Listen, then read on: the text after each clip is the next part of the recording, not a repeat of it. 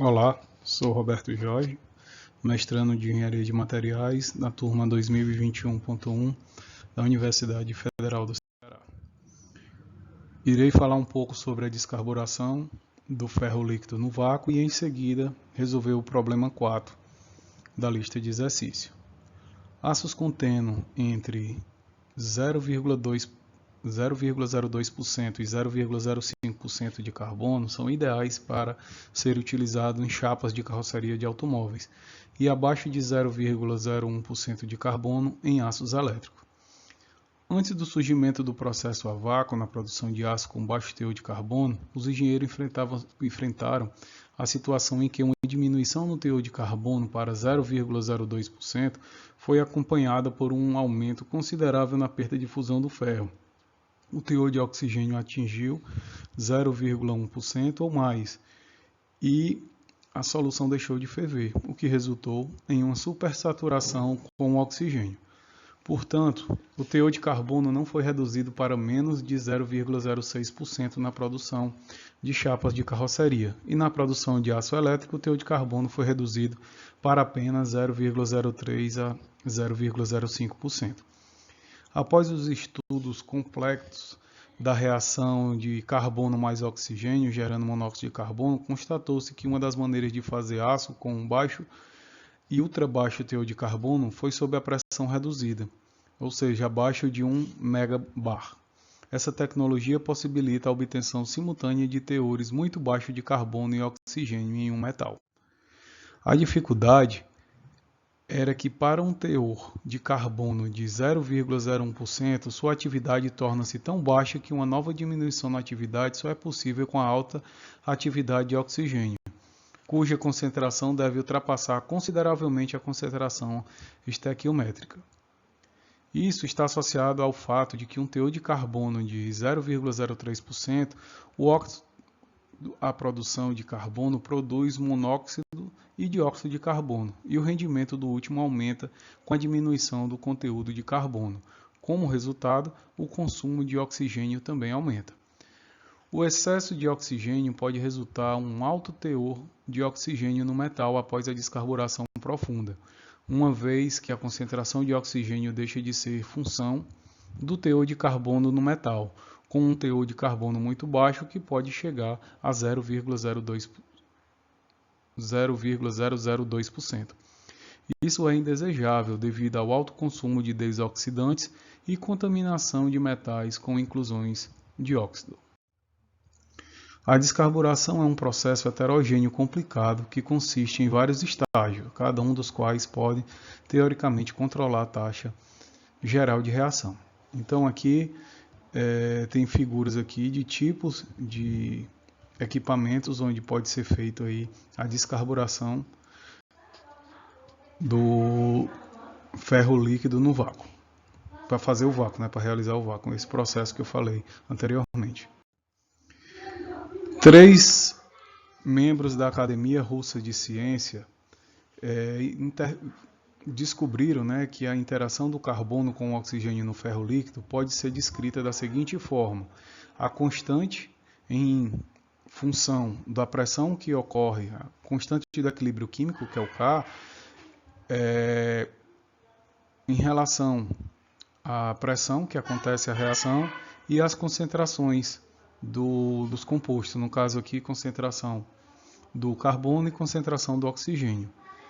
E em relação à temperatura, eles informaram que o logaritmo dessa constante de equilíbrio químico pode ser encontrado através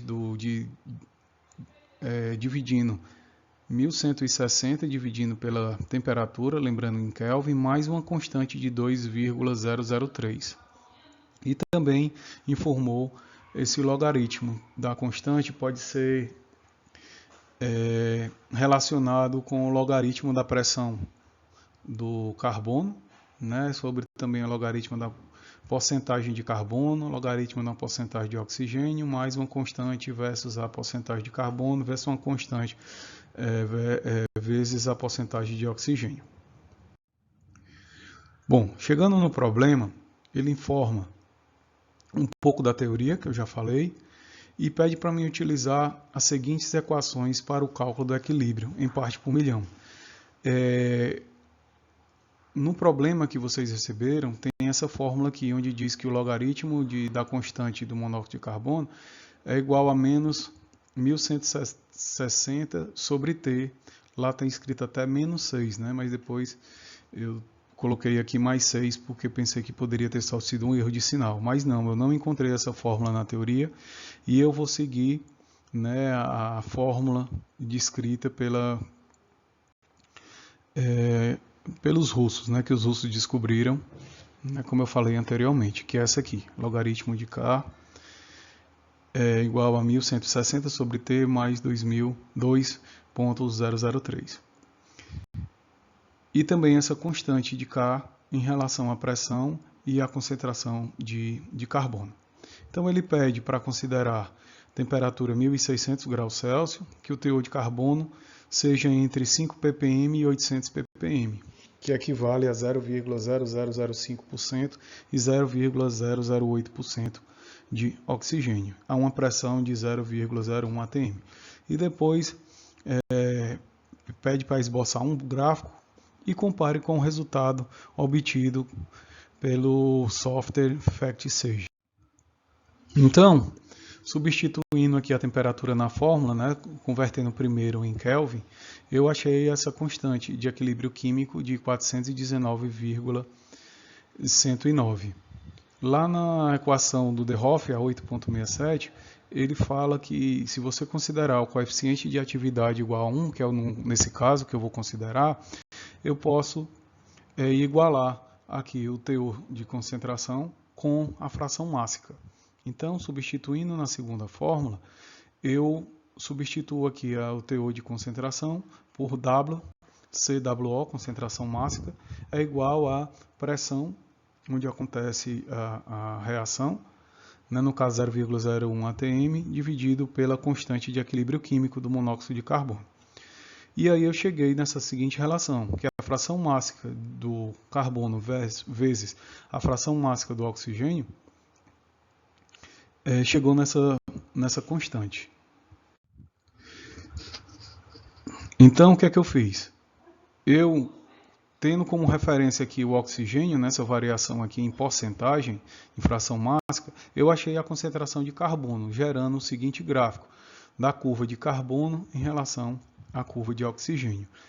1600 graus Celsius a 0,01 atm. Eu não coloquei aqui em Kelvin porque o FactSage ele gera também em forma que está em Celsius, né? Mas as contas na fórmula eu utilizei a temperatura em Kelvin. Pronto, aqui foi o gráfico gerado pelo software, né? Então a gente vê que é bem semelhante à curva gerada aqui no Excel pela equação.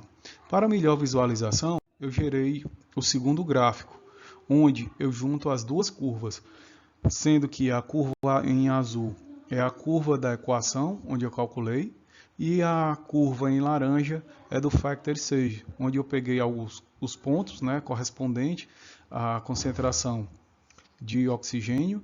Aqui eu transformei em gramas, né, porque o FactSage, a unidade que eu utilizei lá foi gramas, então coloquei todos em gramas, tanto o carbono como o oxigênio, e vemos nitidamente aqui que as curvas são bem semelhantes, né? Então aqui nas extremidades a gente pode até dizer que são iguais, né? Tendo um pouquinho de distorção aqui nessa mudança, né? No ponto aqui de menor concentração. Bom, finalizo aqui a resolução do meu problema. Até a próxima.